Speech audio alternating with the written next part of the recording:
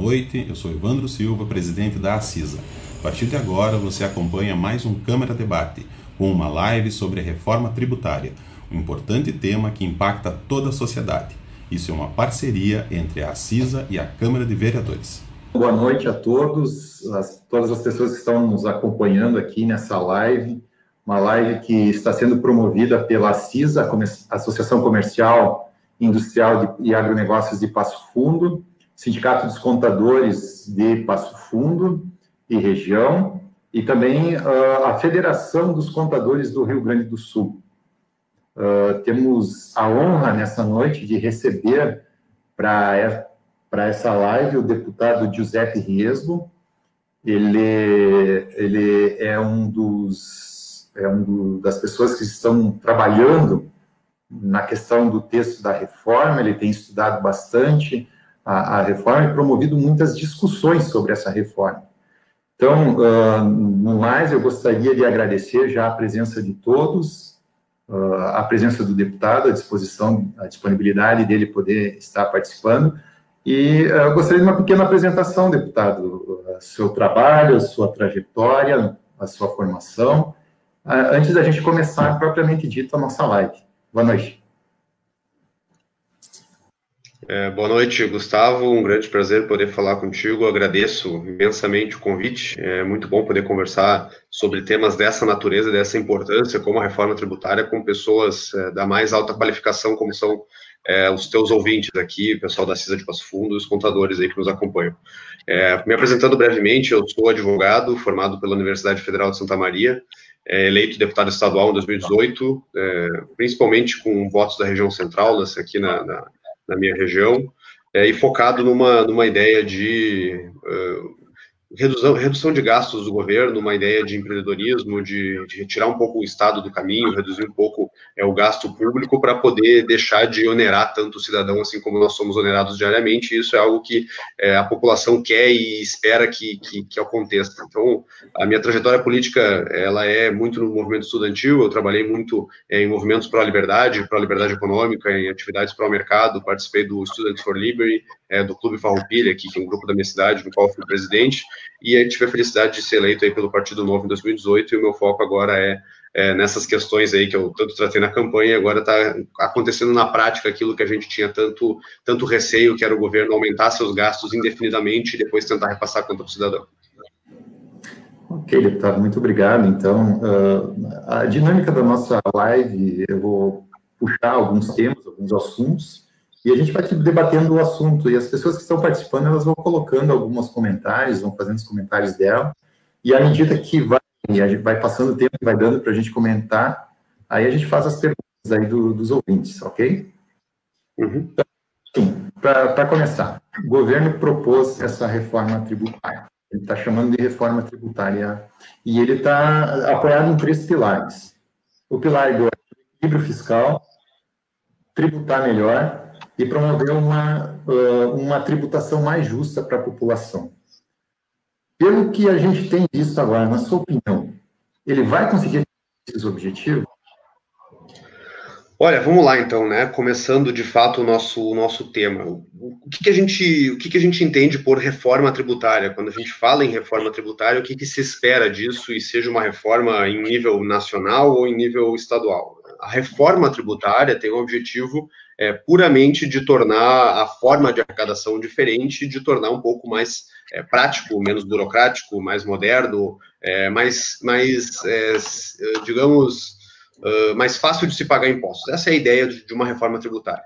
O grande problema dessa reforma tributária aqui do governo do Estado é que ela não simplifica, tanto quanto ela diz que simplifica, ela não moderniza, tanto quanto ela diz que moderniza, e ela esconde um objetivo principal, que o governo fala brevemente e depois passa para as ideias que ele traz na reforma, que é consolidar, tornar permanente aquele aumento de alíquotas que era para ser temporário, que aconteceu lá em 2015. A gente lembra muito bem da história que aconteceu. O governador Sartori precisava de arrecadação e ele tentou fazer o ajuste fiscal, o equilíbrio fiscal, aumentando as suas receitas, lá no ano de 2015, prometendo que isso seria permanente, que a gente pagaria esses impostos em 2016, 17 e 18, e a partir de 2018 isso ia acabar.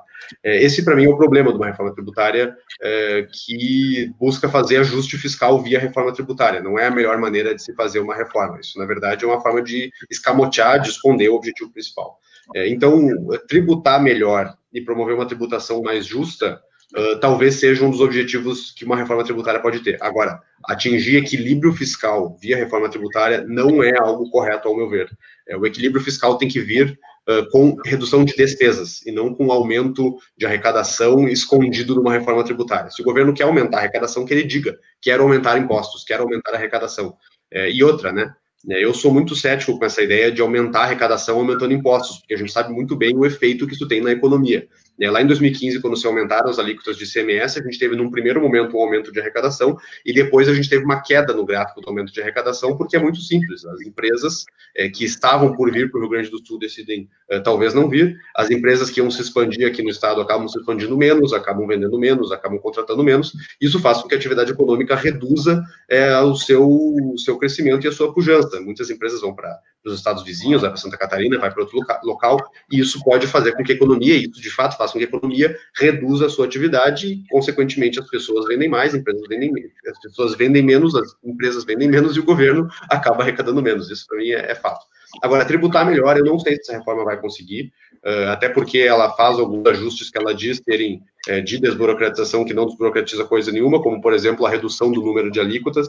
O governo diz que vai reduzir, vai simplificar reduzindo a quantidade de alíquotas. Hoje a gente tem alíquota 0%, 7%, 12%, 17% no ICMS, 25% e 30%. Tem outras também com alguns itens a mais. E o governo fala que vai reduzir para 2%. Isso vai ser uma simplificação que ele vai trazer, quando na realidade é uma grande mentira. O próprio governo, nas apresentações, ele diz, vou dar um exemplo do diesel, o diesel vai passar de 12% para 17%, porque a gente vai ter só 2 alíquotas, a de 17% e a de 25%. Aí o pessoal fala, meu Deus, o diesel vai aumentar então. Aí o governo, no mesmo momento, já responde, mas esperem lá, o diesel não vai aumentar porque a gente vai dar uma redução da base de cálculo para o diesel continuar sendo tributado a 12%. Bom, então não existem só 2 alíquotas, continuam existindo as várias alíquotas que a gente tem hoje e a grande complexidade do sistema, que é justamente as reduções de base de cálculo, essas pequenas exceções para cada item. Então não tem uma tributação melhor, não tem uma tributação mais simples.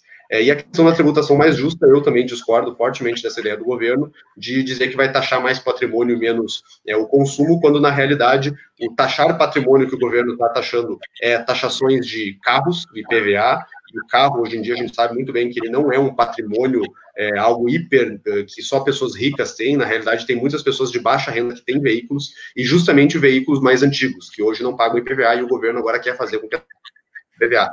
Eu não considero isso muito justo. Sem contar que o ICMS vai começar a incidir justamente sobre itens da cesta básica, sobre feijão, sobre carne, sobre arroz, sobre gás de cozinha, e quem paga isso é a população mais carente, é a população mais pobre, e pelos cálculos do governo, vai aumentar bastante o ICMS sobre essas pessoas, tanto que eles criaram um sistema de devolução de ICMS para essas famílias, que eu também tenho as minhas dúvidas de como ele vai funcionar, e eu tenho as minhas dúvidas se ele vai realmente fazer valer a pena, porque, convenhamos, se a pessoa vai ter um aumento do IPVA, e depois, dali a algum tempo, dali a alguns meses, ela vai receber um pedaço desse valor, que tem que ser utilizado em cartões do Banrisul, em locais que aceitam o Banrisul, vai criar uma dificuldade para essas famílias. Era melhor nem aumentar esse imposto e deixar essas pessoas sem pagarem esse imposto nesse início. Para mim, então, essa foi a visão preliminar que eu tive dessa ideia de reforma, que, na verdade, é uma forma de esconder que o governo quer manter os impostos elevados e agora de forma permanente.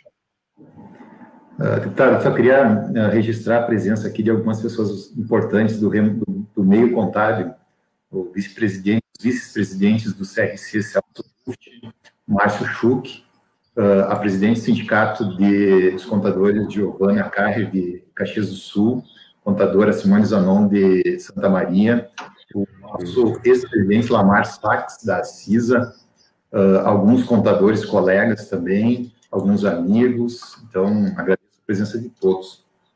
Deputado, continuando a nossa conversa, de uma forma geral, assim, o senhor já explanou, né, sobre essas dificuldades. Mas, assim, no que consiste, assim, quais são os pontos fortes e os pontos fracos dessa proposta que o governo encaminhou hoje para a Assembleia? Pontos fortes e pontos fracos. Como assim, pontos fortes e pontos fracos? Coisas que eu considero boas ou coisas que o governo aposta muito? Na sua visão, né? O que você considera bom nessa reforma. Lembrando assim, que necessariamente reforma tributária ela não consiste em redução de impostos. Né? O senhor mesmo falou ali que é um ajuste fiscal. Mas o governo fez algumas propostas interessantes. Redução do imposto de fronteira, nesse sentido. Na sua visão, o senhor estudou até agora, quais são esses pontos que o senhor considera fortes e quais são esses pontos fracos? Olha, que eu considero que é algo que pode ser bom da reforma o melhor de todos é a extinção do diferencial de alíquota, né, do DIFA, Imposto de Fronteira.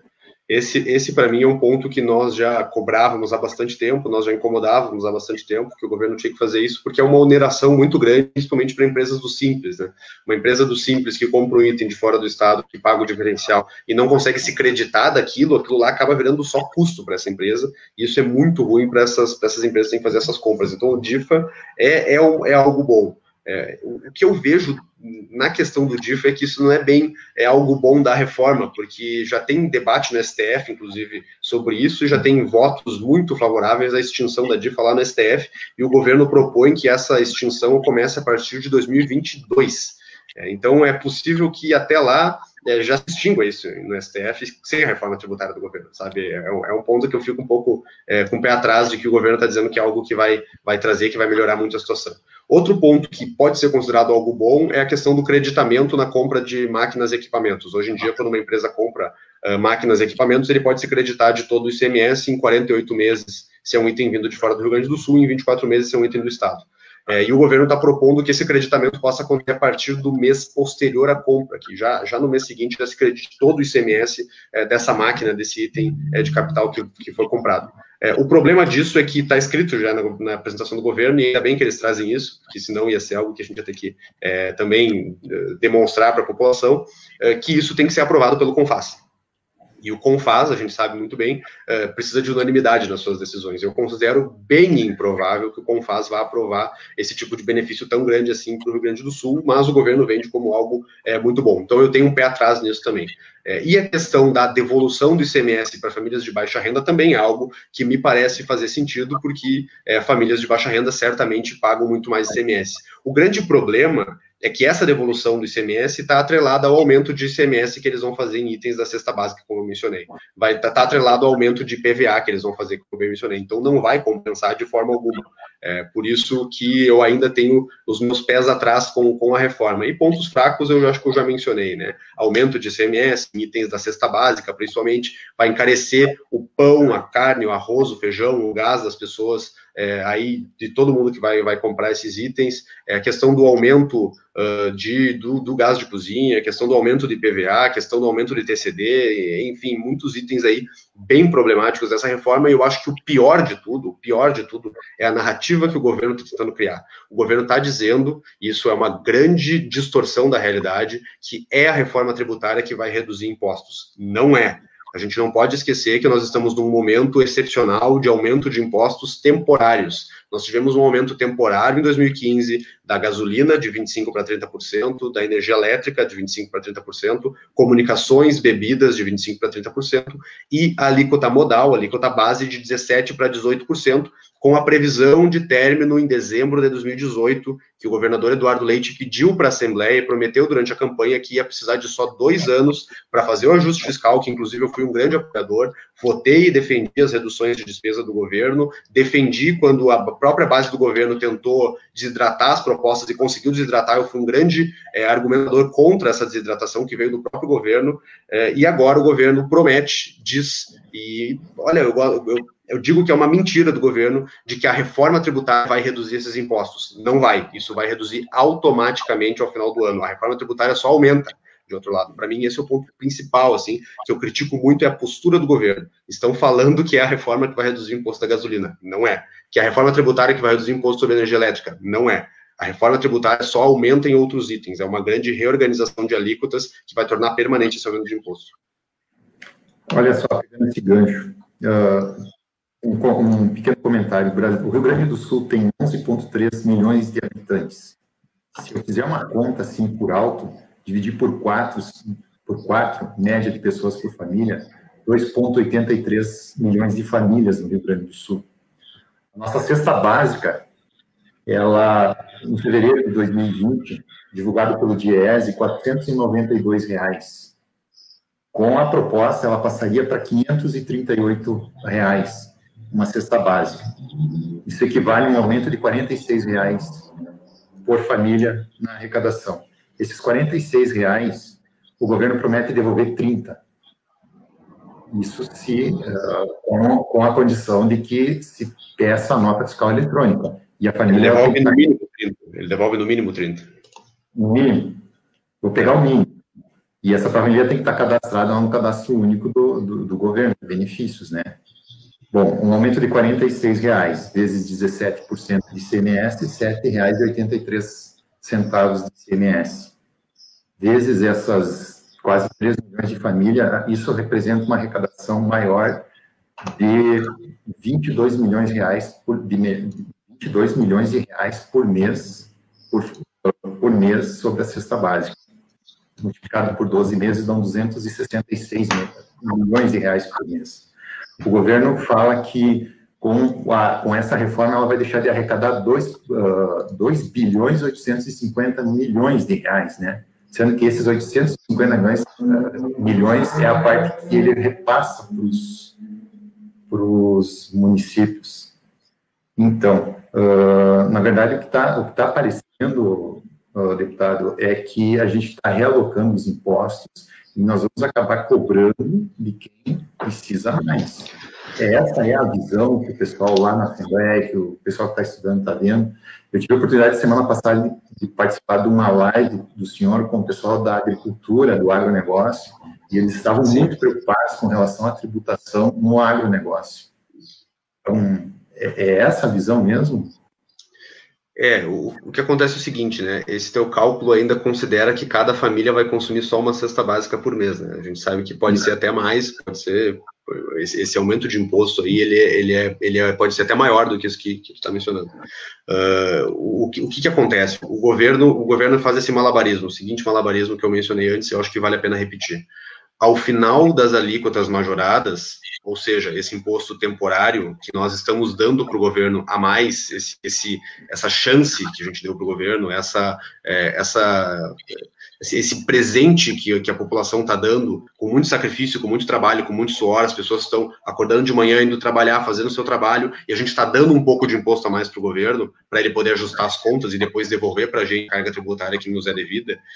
Isso representa para o governo 2,8 bilhões de reais de arrecadação a mais por ano. Ao final de 2020, o governo reclama que ele vai perder esses 2,8 bilhões. E, portanto, ele precisa reajustar em algum lugar. Essa é a narrativa do governo. É como se eu jogasse para ti, Gustavo, e te falasse o seguinte: Gustavo, eu tô com um problema aqui, eu sou o governo e eu preciso do teu carro emprestado por 3 anos só. Tá? Depois que eu resolver a minha situação, eu te devolvo o teu carro. E aí tu vai lá e me empresta o teu carro. E eu uso esse carro durante 3 anos. Ao final dos 3 anos eu te falo: Gustavo, olha só, não deu para eu resolver o que eu precisava resolver, eu preciso de mais 2. Tu me dá mais 2 anos do teu carro? Claro, eu te empresto mais 2 anos, pode levar. E eu uso por mais 2 anos. E quando tá acabando os 2 anos, antes de te devolver, eu te digo o seguinte: olha só, eu não consegui fazer o que eu prometi, não deu para fazer o que eu prometi, e eu preciso manter esse carro que eu tenho aqui. Então eu vou ter que dar um jeito de ajustar aqui, eu vou te devolver o carro, mas eu vou pegar o carro da tua esposa, vou pegar a tua moto, vou pegar outra coisa. É isso que o governo está nos dizendo. E está nos dizendo que é para a gente ficar feliz ainda. O governo tem a audácia de nos dizer para a gente ficar feliz ainda, porque ele diz que vai reduzir o ICMS. E olha o cálculo que eles fazem. O governo vai perder 2,8 bilhões de reais, que ele tem temporariamente com a redução automática dessas alíquotas. Para isso, o governo faz um reajuste nas alíquotas, aumenta impostos em outros lados para encontrar esses 2,8 bilhões em algum lugar. E aí ele diz que a população vai pagar menos ICMS. Olha o cálculo que o governo faz. Vai perder esses 2,8 bi, então, que é só ICMS. Então, o governo vai aumentar um pouco no IPVA, um pouco no ITCD, e no ICMS ele vai aumentar só 1,8 bi. Então, o governo pega os 2,8 bi que ele vai perder, reduz desses 1,8 bi que ele vai aumentar agora e diz o seguinte: não, pera lá, a gente está reduzindo 1 bilhão de ICMS. quando na verdade não está reduzindo 1 bilhão de ICMS, ele está só aumentando 1,8 bilhões, porque ele coloca no cálculo um valor que não é direito dele. Ele vai perder um dinheiro que não é direito dele, que é justamente esses 2,8 bilhões que eram para ser temporários. Então, respondendo a tua pergunta, dentro da Assembleia Legislativa, os deputados perceberam essa jogada. Os deputados entenderam que o governo está tentando fazer a gente de trouxa, está dizendo que a gente tem a memória curta, que a gente não lembra que o aumento das alíquotas era para ser temporário. O governo está dizendo que a gente não lembra que essa situação de agora é excepcional. O governo está dizendo que a população é ignorante o suficiente a ponto de esquecer tudo isso e que a gente está pagando mais na gasolina, na energia elétrica, nas comunicações e na alíquota base de ICMS por um período temporário. E aí o governo vem dizer que, na verdade, vai reduzir ICMS quando é uma grande mentira. Ele está aumentando ICMS, está aumentando IPVA. E para ajudar no cálculo que tu fizeste, o governo pretende arrecadar 744 milhões a mais por ano em ICMS. Isso dá mais ou menos uns 60 e poucos milhões de reais a mais por mês, só em IPVA, e principalmente em veículos mais antigos e aumentando a alíquota atual. Então, assim, a situação momentânea dentro da Assembleia Legislativa é de percepção de que isso é uma grande tentativa de maquiar algo que é, na verdade, um aumento de impostos. É isso que o governo está fazendo. Olha só, deputado, eu tenho uma pergunta aqui do nosso presidente da ACISA, o Evandro Silva. Boa noite. O governo afirma que estará incentivando o e-commerce pela proposta. Saída interestadual de 4% para 1%. Isso, na opinião do deputado, reflete na cadeia? Não entendi muito bem essa pergunta aqui. A saída interestadual de 4%. Acho que o governo ele vai incentivar as importações via Porto de Rio Grande, né? Então, a mercadoria ela vai chegar no Rio Grande do Sul, o comprador da mercadoria vai regularizar o pagamento dos impostos, e quando ele vender para fora do estado, ele vende com 4% de imposto. Eu acho que é nesse sentido a pergunta do Evandro, se ele estaria incentivando essa saída interestadual de produtos. Na minha opinião, acho que sim, né? Ele vai incentivar, porque daí, o que o senhor acha? Mas estimular a importação via Porto de Rio Grande vai trazer incentivos. Na proposta até fala na possibilidade de um crédito. Pois é, eu confesso que esse meandro aí da reforma eu não domino com tanta certeza a ponto de dar uma opinião embasada aqui, Evandro. Peço desculpas esse ponto aí, que realmente e-commerce e essa questão interestadual aí, para mim, não chegou tão bem assim. Nós temos a pergunta aqui do Cássio também, Cássio Roberto Gonçalves. Excelente pauta. As empresas precisam da simplificação dos tributos as empresas precisam da simplificação dos tributos. Para o deputado, como deveria ser conduzida, então, essa reforma?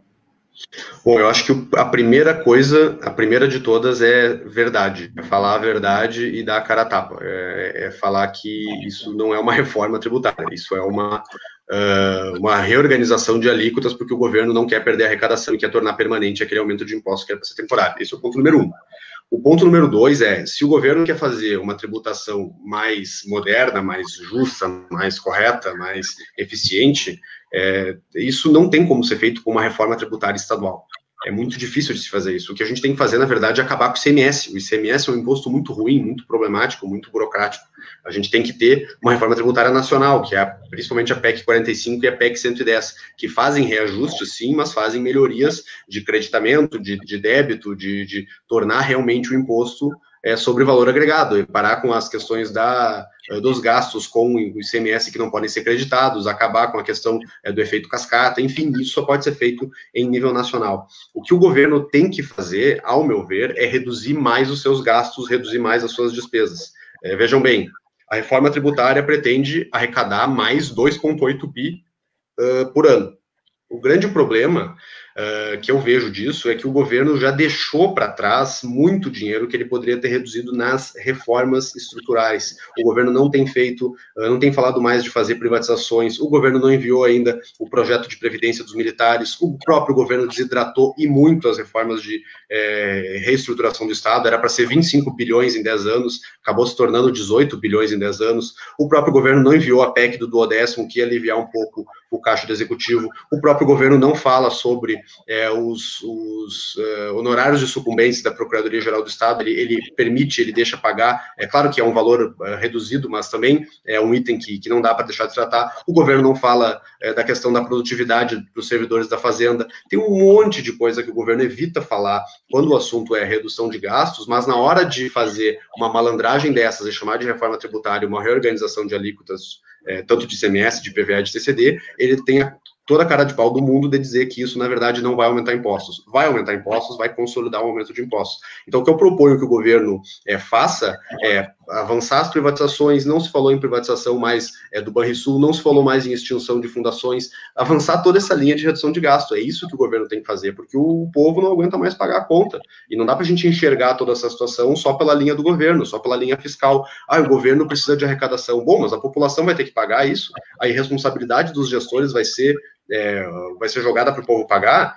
Sinceramente, a gente já está há anos pagando essa conta e agora tem que pagar mais um pouco ainda e tornar permanente. Enfim, eu não acho que é o melhor caminho e eu não considero que essa forma é a melhor forma de fazer tudo isso. E para piorar tudo isso, para colocar cereja no bolo, nós estamos passando num momento de pandemia global. Empresas sendo fechadas, empresas sendo impedidas de trabalhar, pessoas perdendo emprego, a Assembleia está com atividades à distância, a gente está fazendo tudo online, tudo à distância, e ainda tem a reforma tributária nacional tramitando e com força, com grande possibilidade de ser aprovada. Será que é hora de a gente fazer uma reforma tributária aqui no Rio Grande do Sul? Será que é hora de fazer todo esse debate, dedicar todo esse tempo nesse debate? Será que o governo não poderia ter sido um pouco mais honesto e falar assim, olha só, passamos por uma pandemia, estamos tendo problema, precisamos de mais um ano de alíquotas elevadas, mais um ano com 2,8 bilhões. Olha, seria muito mais honesto fazer um debate desses do que fazer todo esse malabarismo e essa maquiagem, essa cortina de fumaça que estão fazendo, tentando fazer a gente engolir. Eu preferiria que o governo falasse isso. Não deu, precisamos de mais um ano de alíquotas elevadas, vamos ter que fazer isso. Mas não, ele prefere fazer essa proposta que, ao meu ver, é muito ruim. Então, pegando o gancho ali dos combustíveis, o combustível hoje está em 30%, vai descer, vai baixar para 25%, mas tem que levar também em consideração a conta do aumento no IPVA, né? Porque se a gente ficar só nessa área de transportes ali, olhando só a questão do combustível, a gente vai estar se enganando, né, também por conta disso. Porque o IPVA, de cara de 3 vai para 13,5%, são 16% de aumento, quase 17%. Isso, a não ser que a pessoa seja uma colecionadora de carros, que tenha carros antigos, mas o trabalhador, aquele que tem o seu veículo com uma certa idade, ele vai voltar a pagar IPVA, né? E o colecionador de carros, ele tem carros mais antigos que 1980, né? Se for 40 anos, vai ser 1980. Os carros antigos aí, hoje em dia, o pessoal tem carros de 1960, 1970. Não vejo, nem esse pessoal vai ser atingido. Vai atingir mesmo o trabalhador, o cara que tem um carro para ir no mercado, o cara que tem um carro para fazer a pintura, para instalar azulejo, o cara que é eletricista, que tem um carro mais antigo. É isso que vai atingir, essas pessoas aí. E é triste de ver que está se propagando que essa reforma vai tributar o patrimônio dos ricos e vai desonerar o ICMS dos pobres. Olha, eu não caio nessa, sabe? Eu não caio nessa. Se o cara tem um Fusca 1980 e poucos, ele vai ter que pagar ICMS e pagar 13,5% do valor do veículo. Olha, sinceramente, isso é triste de ver, isso é triste de ver que o governo está propagando como se fosse algo benéfico para a população mais pobre. Não é. Essas pessoas vão ter que vender seus carros, ou vão ter que começar a pagar esse imposto e perder essa renda que eles tinham, ou vão ter que voltar a andar de ônibus. E aí, meu amigo, diminuir a qualidade de vida das pessoas, qual que é o grande objetivo da nossa vida, do nosso dia a dia, do nosso trabalho? É melhorar a nossa qualidade de vida, as pessoas crescerem juntas e melhorarem, e não a gente fazer uma regressão dessas, fazendo essas pessoas retornarem para o patamar anterior, porque o governo agora está querendo cobrar imposto sobre esse item, e isso pode fazer com que reduza até a arrecadação, né? As pessoas podem simplesmente parar de pagar, parar de comprar, evitar de comprar o veículo, ou a pessoa vai no supermercado e vai perceber que os itens estão mais caros, ela vai decidir não comprar. Isso pode acontecer também, isso pode reduzir a arrecadação do governo. Olha só, uma pergunta do João Rafael Alberton, professor da Universidade de Passo Fundo. Gustavo, pergunta para o deputado. Quanto o governo do Rio Grande do Sul gastará com a folha de pagamento de 2020? Pergunto isso porque, novamente, está se atacando as consequências, o gasto do governo, não se está, no caso, né, não a causa das despesas, né? Então, a pergunta dele, assim, não seria mais prudente mexer agora na questão administrativa, a questão dos gastos do governo, antes de se fazer essa reforma?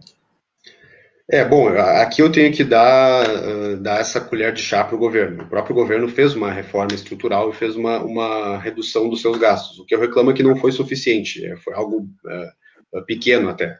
18 bilhões em 10 anos, isso dá 1 bilhão e 800 por ano. Questão de gasto, como o João Rafael mencionou, o governo estima que 70 e poucos, 80% do seu orçamento é destinado a pagamento de salários e aposentadorias. Desses aposentados, a maioria, quer dizer, desses servidores, a maioria é aposentados. A maior parte do gasto já vai para inativos. A gente está se tornando um grande arrecadador de ICMS para ser um grande pagador de aposentadoria. É isso que o Rio Grande do Sul acabou se tornando. Da previsão orçamentária do governo, se eu não me engano, recurso livre, a receita corrente líquida, são cerca de 40 e poucos bilhões de reais. Então é só fazer a conta, vai 20 e tantos bilhões só para pagar a folha de pagamento, para pagar salários de pessoas nativas e pessoas inativas. E uma crítica que eu faço, João, é o seguinte, eu tenho esses números aqui, eu gosto de salientar eles. Nesse período de majoração de alíquotas, Gustavo, de 2016 a 2019, a receita do governo aumentou em 4,7%. Então, aumentou a receita do governo de fato, apesar de ter uma redução da atividade econômica. O problema é que a despesa do governo não caiu, e nem caiu o suficiente e nem caiu para poder justificar esse aumento temporário, porque o que nos venderam naquela época, né? Vamos aumentar temporariamente para nós podermos ajustar a casa, para fazer as reformas necessárias e depois a gente deixa cair de volta. O Eduardo Leite, em 2018, ele falou, eu preciso de mais 2 anos de alíquotas majoradas, e tanto que ele ganhou essas alíquotas majoradas, a Assembleia deu para ele mais 2 anos, e depois que eu fizer as reformas necessárias, eu ajustar a casa, fizer as privatizações, etc., eu vou poder devolver a alíquota para o patamar normal. Quanto que aumentou o gasto do governo de 2016 a 2019? 11%. Então a gente teve um aumento de gasto de receita de 5% e um aumento de gasto de 11%. Me diz quando é que isso vai parar? Agora o governador vai fazer essa reforma, vai fazer esse ajuste, porque ele precisa de mais arrecadação, não pode perder esse dinheiro. E aí, daqui a 2 ou 3 ou 4 anos, vai vir de novo, a mesma coisa, a mesma conversa, a mesma história. Precisamos aumentar a nossa arrecadação porque a nossa despesa subiu demais. Bom, isso não vai parar nunca. Isso não vai acabar nunca. E a população vai ter que pagar isso. A população vai embora. A população vai embora. Ou vai perder sua capacidade de trabalho, de contratação, de venda, de empreendimento aqui no Rio Grande do Sul. Será que esse é o caminho que vai trazer mais crescimento e mais desenvolvimento para o Estado? Não é. Ao meu ver, não é. Não é aumentando imposto que a gente melhora a competitividade do Estado. Não é aumentando imposto que a gente vai trazer mais empresas para cá. Não é aumentando imposto que a gente vai melhorar a qualidade de vida do cidadão. E não é mentindo que vai ter uma redução de imposto que a gente vai melhorar essa situação toda. Não é. Por isso que a gente tem que ter reforma tributária que torne o Estado mais competitivo, que torne menos burocrático, que torne menos difícil de empreender aqui, que torne todas esses custos, essas dificuldades dos contadores. O Gustavo é contador, todas as obrigações acessórias, é uma dificuldade gigantesca, é uma burocracia gigantesca. Para preencher uma nota fiscal no site da Cefaz, eu já tive empresa, eu sei como é difícil, eu sei como é burocrático, você não tem um sistema automático, aquilo é um caos. É muito difícil, é muito complicado, e os contadores sofrem diariamente com isso. E o contador, porque ele acaba sendo o cara que tem que fazer isso pelo empresário, mas assim, é muito custo, é muita dificuldade. Será que é assim que a gente vai melhorar o nosso Estado? Eu, sinceramente, acho que não. Eu acho que reduzindo o gasto do governo, tornando ele mais enxuto, tornando ele mais barato, tornando ele mais eficiente, para poder reduzir impostos no futuro, porque é a redução de impostos que faz com que a gente tenha mais dinheiro no bolso, que a população consiga sair de casa, ter o seu salário, e na hora que for comprar alguma coisa, o dinheiro dela valer mais. É isso, para isso que serve uma possível redução de gastos do governo. É essa a toda a linha. Senão a gente chega no efeito contrário e a gente chega nesse caos que a gente está. O Rio Grande do Sul não chegou na situação tão ruim que chegou à toa. Parece que ele está colocando a carroça na frente dos bois, né? Está começando pela arrecadação para depois mexer na despesa. Tem algumas perguntas aqui que eu achei interessante. Olha só, o Nazareno Domingos, ele pergunta, não adianta o governo diminuir a alíquota do ICMS, se ele pode mexer na pauta. É verdade, muito bem lembrado, Nazareno Domingos, muito bem lembrado. É bom mencionar isso de forma rápida, né, para quem está nos ouvindo. O que acontece na gasolina é o seguinte, né, não é, ele tem a substituição tributária, então todo o ICMS é arrecadado antecipadamente pela refinaria. E isso como a gente não tem como saber o preço que o produto vai ser vendido ao final da cadeia, não tem como saber, né, não tem como ter a bola de cristal e saber quanto que vai ser vendido exatamente aquele litro de gasolina que foi produzido aquele dia. Então, se tem um preço de pauta que é arbitrado pelo governo. Claro que ele tem os cálculos dele, tem toda a ideia de como ele faz lá, mas dá para aumentar, sim, o preço de pauta e aumentar a arrecadação do governo. Muito bem lembrado, Nazareno Domingos, muito bem lembrado mesmo. Em vários itens, né, que hoje estão na ST, ele pode fazer isso aí também. Então, ele pode aumentar a arrecadação mexendo na alíquota. Para isso não precisa nem de lei, não precisa de nada, simplesmente um decreto alterando o regulamento do ICMS e aumentou ali o valor do imposto. O Leandro Loss também faz uma pergunta, essa mudança tributária proposta pelo governo não vai afundar mais nosso Estado? Questão de competitividade, questão de impostos caros, não vai onerar mais as empresas e as pessoas físicas? Esse é o meu medo, esse é o meu grande medo. Assim, eu não sou o dono da verdade, eu não tenho bola de cristal e eu não sou uma pessoa que está imune a erro, mas eu tenho algumas dúvidas quanto a essa reforma e eu tenho que trazer essas dúvidas e eu coloco isso na mesa. Não me parece, Leandro, que essa reforma vai trazer aquilo que o governo diz que vai trazer. Me parece que essa reforma está sendo feita só olhando o lado fiscal da coisa, ou seja, só olhando o nível de arrecadação que o governo vai ter com isso. Então, eu acho que não vai aumentar a nossa competitividade, porque vai sim onerar mais as empresas e as pessoas físicas. Esse é o meu medo. E eu tenho outro receio também, que eu não comentei, Gustavo, que eu preciso comentar agora, o Leandro me lembrou disso. O governo previu que nós vamos perder 2,8 bilhões de arrecadação, o governo do Estado. Ele não abriu ainda os cálculos, eu não vi ainda os cálculos, eu não vi ainda da onde que veio esse número do governo, eu simplesmente tomo esse número como verdade porque eu confio no número, mas assim, a gente sabe muito bem que não tem como ter certeza dessa previsão, esse número pode estar dentro de uma margem de erro, e nada me garante que esse número não é um cenário pessimista do governo, ou seja, o governo pode perder até 2,8 bilhões, é o que eu suspeito, é o que eu acho que é o que aconteceu. Então, se ele pode perder até 2,8 bilhões, podem existir os cálculos do cenário realista e do cenário otimista, que pode ser que o governo vai perder, na verdade, 2,5 bilhões, 2,4 bilhões, 2,3 bilhões com a redução das alíquotas. Não tem como saber se não passando por isso. A gente não tem como saber isso, né, sem passar por isso. E o governo diz que vai aumentar 2,8 bilhões aumentando impostos no outro lado. O que me garante que esse também não é o cenário pessimista, que essa previsão não tem um cenário realista de aumentar em 3 bilhões e um cenário otimista de aumentar em 3,2. Vocês percebem que uma reforma tributária que faz esses ajustes de alíquotas é uma imensa oportunidade para o governo aumentar os impostos, na verdade. É uma grande oportunidade do governo dizer que vai fazer um ajuste de 2,8, mas fazer um ajuste de 3,5, de 3,6, de 3,7. Não tem como saber, entendeu, Gustavo? Não tem como saber. Sim. E o governo não abriu os cálculos. Eu pedi os números e ainda não veio esses números aí dizendo como que eles chegaram nesse cálculo. Olha só, nós temos duas perguntas de dois empresários. A Miriam Bosso, ela pergunta por que no Rio Grande do Sul paga 6% a mais do que os outros estados. Eu acho que é por conta do DIFAL, né? Entrar aqui no estado, daí tem que regularizar. E o Ney Nelo, ele pergunta também, né? Como vai ficar, então, o DIFAL daqui para frente? No princípio, a partir de janeiro, se passar a proposta, não vai ter mais o DIFAL, né? Então, a partir de 2022. 2022? Opa! A partir de 2022. A reforma, ela tem essas pegadinhas, ela tem uma previsão não de tudo para 21, ela tem uma previsão de 22 e 23, tem várias coisas que vão acontecer só a partir de 2023. Exemplo, o governo diz que vai ter essas devoluções para as famílias. Pera lá, devoluções para famílias que ganham até um salário mínimo, devolução de um pouco de ICMS para famílias que ganham até um salário mínimo até 2022. Então, durante o período do governo Eduardo Leite, ele vai devolver só para famílias que ganham até um salário mínimo. E aqui eu digo, famílias e um salário mínimo. Família tem 4, 5 pessoas.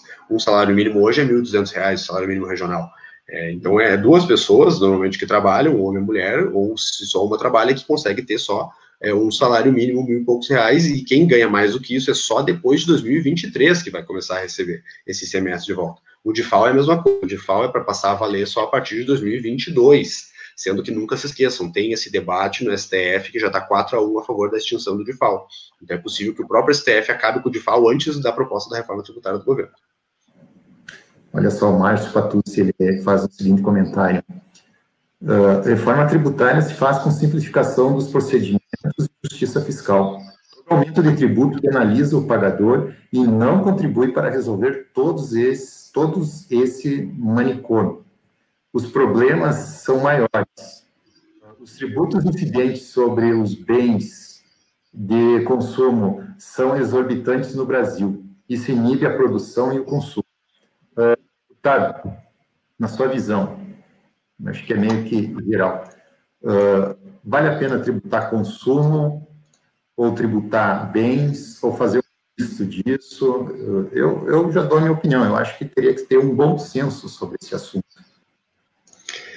Eu também, eu concordo contigo, Gustavo, só que é o seguinte, o que dá para fazer no Estado? Não tem quase nada que se possa fazer no Estado. O Brasil é uma federação muito de mentirinha.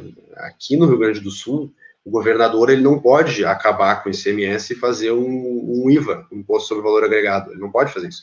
O governador aqui no Rio Grande do Sul ele não pode acabar com o IPVA e começar a cobrar uma taxa sobre o peso do veículo. Não pode fazer isso. Isso tem que vir de uma reforma tributária nacional, uma reforma tributária lá no Congresso Nacional.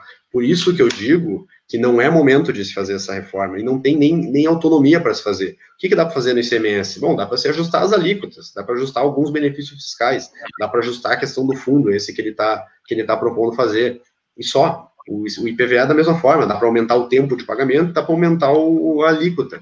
Mas não tem muito que se dá para fazer, entendeu? Por isso que, assim, a gente depende muito de uma reforma tributária nacional. A gente depende muito do que vão fazer lá em Brasília para poder ver o que a gente vai fazer aqui no Brasil. O ideal, ao meu ver, é a gente ter um imposto sobre consumo que seja nos moldes do IVA, que seja nos moldes do imposto que vai dando créditos e débitos na cadeia, agregando o imposto só sobre aquilo que se agrega ao produto, e não o imposto que se torna acumulativo. Eu não gosto muito também do imposto sobre serviço, do ISS, porque ele é acumulativo. Ele não tem sistema de crédito e débito, não tem como fazer. Acaba que se tem uma cadeia com muitas etapas, vai encarecendo o produto e vai ficando muito caro. O serviço, nesse caso, vai ficando muito caro. Então, assim, não dá para fazer muita coisa em nível de Estado. Infelizmente, não tem o que o governador diga e floreie e propagandeie e faça o marketing que vai resolver esse problema. Então, assim, existem diversas formas de fazer uma tributação um pouco melhor, um pouco mais justa, um pouco menos onerosa para a população mais pobre, claro que tem, só que, assim, é muito difícil de fazer isso em nível de Estado. Deputado, olha só, nós estamos com 42 minutos de conversa aqui, passou rápido o tempo, a gente já está com 63 ouvintes, então o assunto é relevante, o pessoal está curioso e está preocupado com a repercussão disso aí. Deputado, então, olha só, eu tive a oportunidade de conversar com um empresário em Portugal, e ele estava comentando comigo que lá eles pagam um IVA, né? Então, ele se debita do IVA e se acredita do IVA. Você adquire uma mercadoria lá, vem na nota fiscal, no cupom fiscal deles, o valor da mercadoria, o imposto e o valor total que você vai pagar. Aí você debita e acredita sobre as suas compras, tem o crédito, suas vendas tem o débito. E aí você paga a diferença. Ou seja, você paga sobre a tua margem, sobre aquele valor a mais, o plus a mais que você coloca na mercadoria. Só que daí, ele estava comentando comigo lá, tudo tem imposto, tudo tem IVA. Uma fruta, por exemplo, você vai pagar o imposto, mas o imposto ele continua sendo seletivo. A fruta, por exemplo, ela vai ter ele era tributado na ocasião 1%. Essa reforma, essa simplificação dos tributos, ele não fere essa seletividade do tributo. Você passar a tributar alíquotas gerais, assim, não é complicar mais aquilo que já está complicado? Olha, se for feita a PEC 45 em Brasília, eu acho que não. A ideia é ter uma alíquota só, isso simplifica, isso torna fácil, tu sabe quanto que está pagando. Hoje a gente não sabe quanto que a gente está pagando. Ali ele sabe que esse item aí é 1%, outro é 2%. Aqui a gente não sabe, se a gente pegar a nota fiscal dos itens que a gente compra, perguntar para os contadores e para as empresas, a gente não tem certeza de quanto de imposto que tem ali. Não tem como saber. Tem imposto que já faz parte ali do preço do produto, não tem como destacar aquele valor. Então, assim, eu prefiro uma carga tributária e que eu sei o que eu estou pagando, eu sei o percentual do que eu estou pagando, do que uma carga tributária louca, como a gente tem hoje, que a gente não faz a mínima ideia de quanto que tem de pagamento de impostos. A gente não tem como destacar aqui, né? Vai tudo incorporando aquilo lá, vai virando essa loucura que tem a gente aqui no país e a gente não tem como resolver. E isso não tem como fazer no Estado. Isso a gente depende, infelizmente, de Brasília. A gente depende muito que seja feita uma mudança em Brasília. Quer ver um exemplo? O exemplo do creditamento do ICMS na produção ou não na produção. Se eu tenho um pavilhão onde eu produzo alguma coisa e eu gasto energia elétrica ali naquele pavilhão, eu posso creditar aquele ICMS da energia elétrica. Agora, o mesmo local que tem utiliza essa energia elétrica na atividade administrativa, que faz parte da empresa, querendo ou não pode creditar aquele ICMS. Por quê? Sabe, aqui é uma loucura assim no Brasil. Se fosse uma situação do IVA, tudo que entrou, tudo que saiu, faz a diferença, pronto, paga o imposto, tá ali, tá destacado, 20%, 25%, sei lá quanto por cento. Tem algumas atividades que vai encarecer, isso é fato, e tem outras atividades que vai ficar mais barato. A questão só que o IVA é muito mais menos burocrático e vai ter toda a questão de redução de custos acessórios, etc. Então eu sou favorável a essa ideia de reforma tributária em nível nacional, de melhoria, de mudança. Em nível estadual também seria bom fazer uma reforma que desburocratizasse, que simplificasse, que modernizasse. Só que o que nos apresentaram não foi isso, né? O que nos apresentaram não é uma reforma tributária que moderniza, que melhora, que torna mais fácil. É uma reforma tributária que visa aumentar a arrecadação. Aí não dá, né? Aí eu me sinto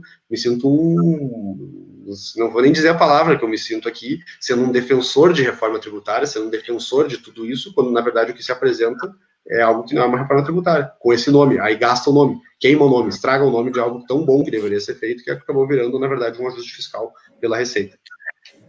O governo, até assim, um dos objetivos é a simplificação, né, mas a proposta inicial era começar em 2021, 17,5%, depois passar para 17,4%, só em 2023, 17%. Aí hoje o texto da reforma foi, 17%. Então, já começava complicado. A cada ano tinha que estar baixando um pouco as alíquotas. Eu tenho um cliente nosso, um empresário, ele compra vinho, ele importa vinho, e aí, quando ele adquiria esse vinho, ele vinha a 4%, e ele tinha que pagar na frente o DIFAL, o diferencial de alíquota, de 14%. E isso, em nível de fluxo de caixa para o empresário, para qualquer empresário, acaba, tu pagar o imposto na frente, acaba. Na verdade, o governo fala que é igualar, né, por causa da competitividade. Se aqui no Rio Grande do Sul é 18, então você está importando vinho, aquilo que você deixou de pagar, você tem que pagar essa diferença. O problema é você pagar na frente, e se esse vinho demora algum tempo para ser vendido, e o imposto já está pago lá na frente. Impacto super negativo. E o vinho agora daí volta a 17, mas como ele está de bebida alcoólica vai a 28, 25, e mais o Fundo de Combate à Pobreza, 27% vinho. Isso, mais 2%. Só que aí entra outra contradição que eu mencionei antes, né, Gustavo? O governo diz que, na verdade, vai aumentar para 25, mas não vai ser 25. Que eles vão fazer alguma coisa lá que vai reduzir. Eu não sei o que eles vão dar, se vai ser um crédito presumido ou se vai ser uma redução da base de cálculo. Mas e aí, cadê a simplificação? Cadê as duas alíquotas que eles falaram que ia ser? Não vai ser, então. Vai ter itens que vão continuar sendo beneficiados, itens que não vão ser. Hoje mesmo eles deram para trás na questão dos refrigerantes também. O refrigerante era para subir de 20%, né, de 18 mais 2 para 25 mais 2, para 27. E agora eles deram um passo atrás e voltaram para 17 mais 2. Então, imagina, eu falei até com alguns produtores de refrigerante que vieram para o Rio Grande do Sul em 2014 ou 2013. Eles falaram que chegaram no estado com uma alíquota de 17%, depois do governo Sartori passou para 20%, e agora com o governo Eduardo Leite ia passar para 20 e poucos. Eles iam enfrentar 2 aumentos de alíquota em menos de 6 anos de atividade no Rio Grande do Sul. Então, imagina que sinalização a gente dá para aqueles que querem vir trabalhar e produzir aqui, quantos empregos que vão ser gerados aqui, ou que deixam de ser gerados por conta dessas sinalizações que a gente dá. Nosso governo é maluco, aumenta gasto a todo momento, não consegue fazer frente às suas despesas e fica aumentando imposto. Aí diminui a produtividade, diminui a venda dessas empresas e, consequentemente, diminui o retorno que eles têm, e acaba que eles podem pensar em não vir trabalhar aqui, ou se trabalha aqui tem muito menos venda e muito menos atividade que poderia ter se não tivesse tanto imposto assim. Acabar afugentando, né? Tivemos agora há pouco tempo o problema da Mercado Livre, eu acho, né? Exato. Né? Por conta disso aí. A gente está passando por um momento meio difícil. Deputado, o senhor tinha montado um material, né? O senhor quer fazer a apresentação desse material de forma bem rápida? Pode ser, em 10 minutos ou menos até, dá para falar um pouco sobre ele que eu tinha montado. A gente já tratou da maioria dos temas aqui, então acho que eu vou conseguir passar rapidamente de bastante coisa. Então, eu vou fazer aqui vou compartilhar a tela. Sinaliza para mim, deputado, se o senhor não está apresentando.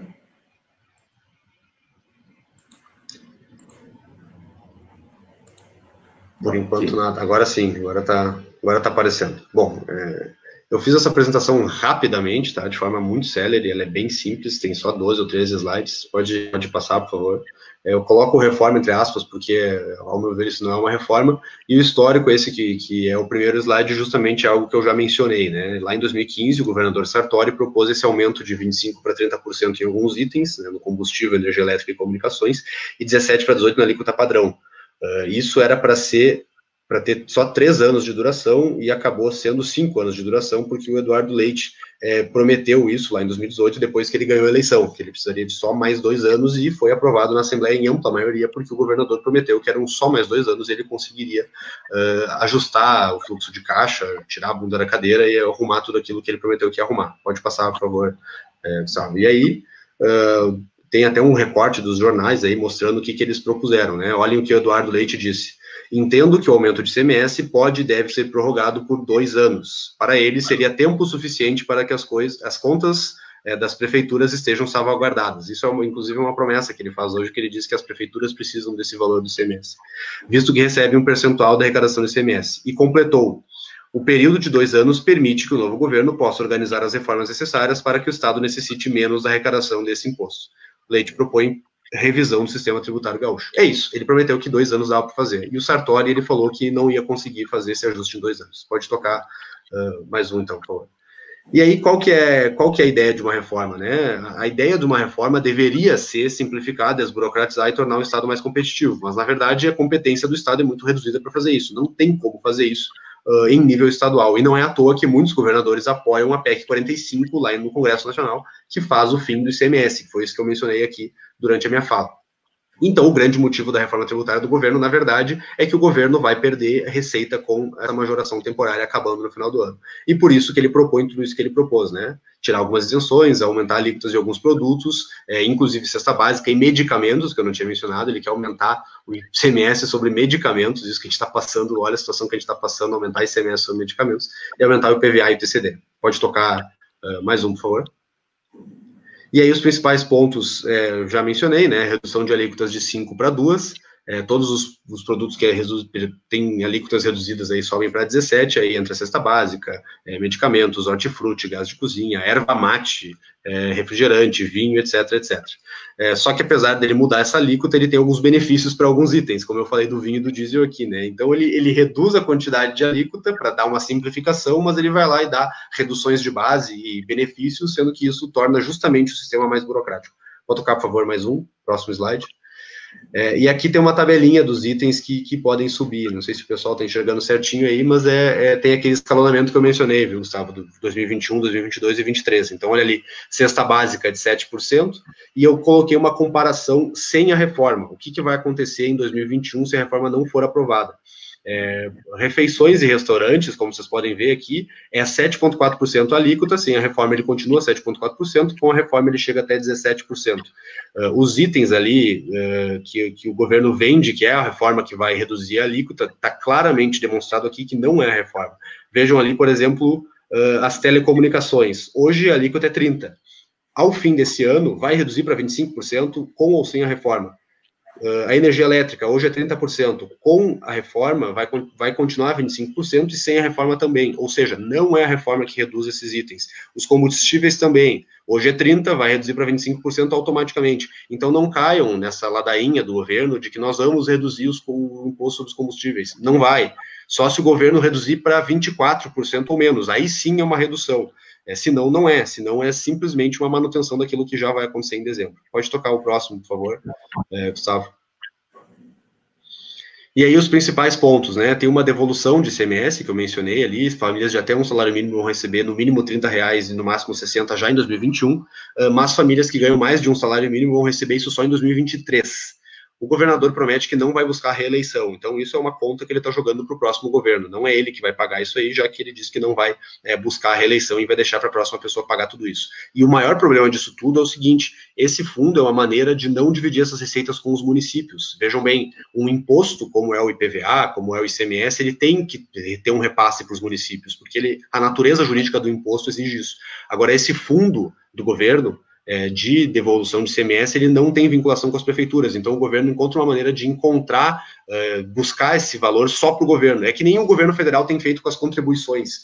Vocês lembram, vocês são contadores, lembram muito bem, os impostos de renda de pessoa jurídica, os impostos foram sendo reduzidos ao longo do tempo para aumentar as contribuições acessórias, para aumentar o PIS, para aumentar o COFINS, para aumentar esse tipo de coisa, que não faz com que o governo federal não tenha que entregar esses impostos para os estados e municípios, não precisa redistribuir. E aí, fazendo essas contribuições, toda essa renda acaba ficando no governo federal. Aqui é a mesma coisa, o governo do estado não quer dividir esse valor com os municípios e por isso que ele cria esse fundo. E um problema também é que ele é feito por decreto, não passa pela Assembleia Legislativa. Tudo isso vai ser feito ao bel prazer do governador que tiver aí. Então pode ser o Eduardo Leite esse ano, e ele tem muitas qualidades, muitas ideias boas, mas pode ser também um outro governador, pode ser um governador do PT na próxima eleição, e ele pode fazer o que ele bem entender com esse fundo via decreto. Vou passar o próximo aí, por favor. Acho que eu estou indo para o final já da ideia. Alguns pontos para discussão aí, né, que é a questão da PEC 45, a redução das alíquotas, que eu acho que faz sentido a gente trazer esse debate para dentro da reforma tributária, e aqui no Rio Grande do Sul a gente vai perder muita competitividade e reduzir o nosso custo de vida. Tá? Acho que esses são 2 pontos importantes para a gente debater. Pode tocar mais um, por favor. Tem a questão também da devolução do ICMS, mas eu acho que esse é o melhor que eu queria trazer, essa tabela aí. Olhem a tabela que o governo entregou para nós. Ele diz ali, ele faz uma reforma só com a segunda coluna, que é o ICMS atual, e a coluna final, que é com a reforma. O governo ignora completamente ali a coluna do meio, que foi a minha equipe que colocou ali, que é com o fim da majoração. Então, quando o governo vai comparar o ICMS de uma família, por exemplo, ali que tem renda bruta de R$ 2.400 por mês, ele ignora o que aconteceria com essa família se não acontecesse a reforma, justamente porque, sem a reforma, tem muitos itens do ICMS que caem, e o governo quer esconder isso da gente. Olhem ali, energia elétrica, por exemplo. Hoje se paga R$ 46 por mês, mais ou menos, de energia elétrica, uma família que tem essa renda de 2,4 mil por mês. Imagina ter uma renda de 2,4 milhões por mês. Isso faz com que, sem a reforma, com o fim das alíquotas, caia para R$ 39 que ela vai pagar por mês com esse item. E o governo ignora completamente. Ele coloca ali que essas famílias gastam com gasolina, por exemplo, mas ele não coloca o gasto com IPVA. Então eu fiz um cálculo que o governo mostra para todos nós ali. Total de ICMS sem a devolução, que é o ICMS atual, a família paga mais ou menos R$ 254 por mês de ICMS. Com a reforma do Eduardo Leite, essas famílias vão pagar mais, vão pagar R$ 259 de ICMS, mas o governo diz que vai devolver R$ 30 e poucos reais, e por isso vai reduzir o ICMS que essas famílias vão pagar. Tudo bem, mas levando em consideração que uma família dessas, que ganha R$ 2.400 por mês e que tem gastos com gasolina, senão ela não teria, vejam bem, senão ela não teria, essa família muito provavelmente tem um carro. E se ela tem uma renda baixa, esse carro muito provavelmente é um carro antigo, que não paga IPVA hoje.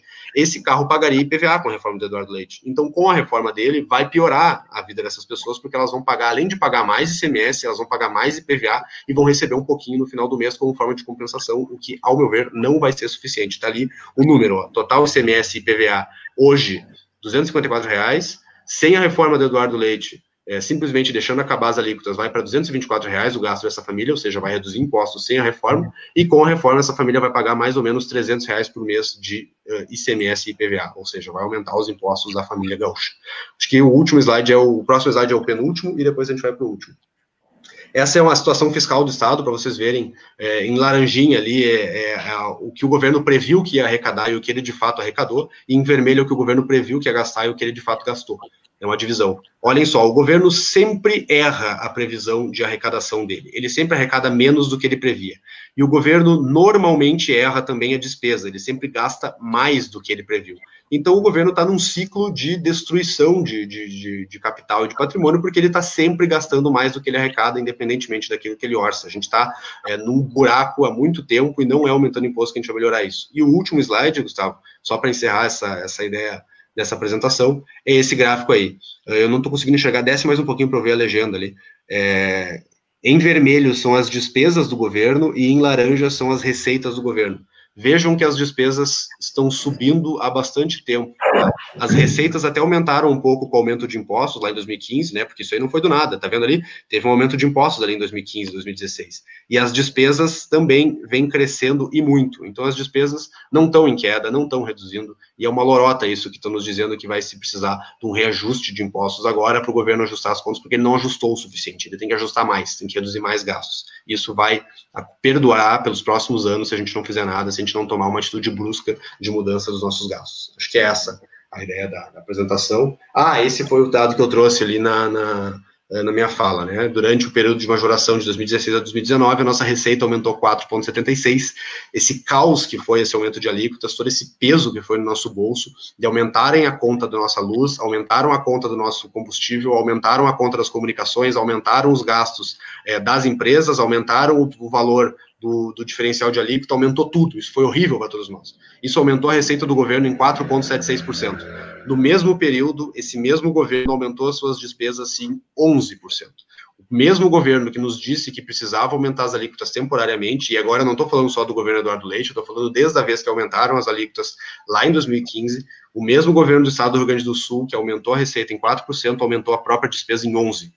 Então, o governo não está fazendo a sua parte assim como a gente está fazendo, o governo não está sofrendo assim como a gente está sofrendo, e o governo tem que sim reduzir as suas despesas. É isso que eu tenho para trazer aí de apresentação, sabe? Acho que eu consegui cumprir o tempo. Voltei? Feito, tudo certo. Tá. Deputado, gostaria de agradecer. Eu tenho algumas posições aqui. O pessoal está perguntando se esse material o senhor poderia disponibilizar. Posso sim, podem mandar uma mensagem para mim que eu envio, acho que eu posso passar o WhatsApp ali. Quem quiser receber é só mandar um WhatsApp para 55991544718. Vou repetir, 55991544718. Esse é o telefone que pode enviar esse material. Ou mandar um e-mail para giuseppe.riesgo@l.rs.gov.br. A gente tem no site da Assembleia. A gente disponibiliza também. Eu tenho uma pergunta aqui. Boa noite, deputado. Márcio Schuch pergunta. Saberia informar como anda a aplicação dos recursos arrecadados no último fundo criado para ser retornado em benefício da população? É o Fundo de Combate à Pobreza? Não sei, Márcio. Essa informação não vou conseguir te dar. É bem específica de orçamento público, isso aí eu não cheguei. Peço perdão. Deputado, agradeço a sua disponibilidade desde o ano passado, quando a gente teve o primeiro contato lá na Assembleia, naquela debate sobre o ICMS-ST.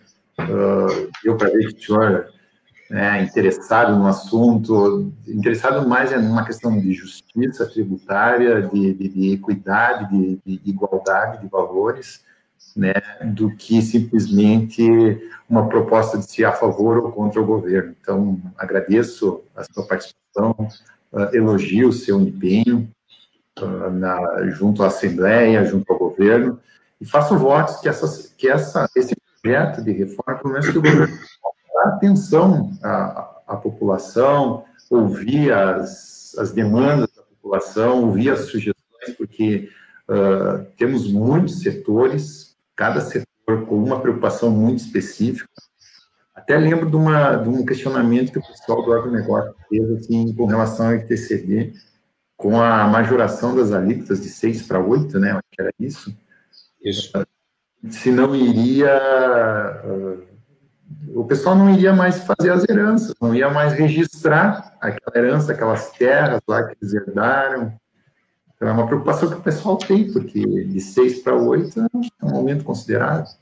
Eu conheço alguns advogados aí que fazem planejamento sucessório e eles já comunicaram que aumentou muito a procura de pessoas para fazer planejamento sucessório e tentar fugir do pagamento do ITCD.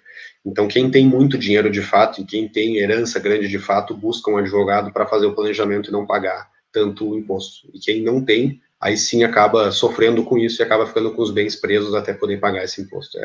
É uma situação de fato que acontece no Estado e no país.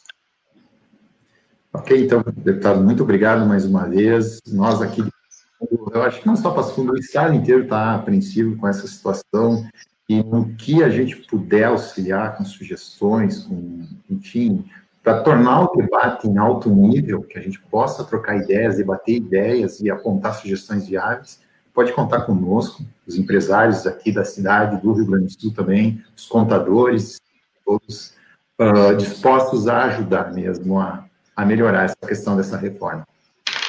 Obrigado, Gustavo. Eu só tenho a te agradecer, todo o pessoal que nos acompanhou. Eu acho que é importante a gente fazer esse debate, essa conversa sobre esse assunto. Eu estou sempre à disposição para conversar e para demonstrar o meu apoio a pautas que buscam aumentar de fato a competitividade. Eu acho que essa reforma ela vai reduzir a competitividade, infelizmente, e eu acho que a maneira mais eficiente de nós conseguirmos fazer com que o governo traga uma proposta que seja melhor para nós, uma proposta que seja um pouco menos custosa para a população, é a gente demonstrar a nossa opinião, conversar com os nossos deputados das nossas regiões, das nossas cidades, e conversar com eles e demonstrar a nossa opinião sobre isso e tentar encontrar um meio termo, uma situação um pouco melhor, que não essa que se apresentou. Eu acho que esse é o trabalho que vocês estão fazendo, gosto bastante da linha de vocês e só tenho a agradecer pela oportunidade.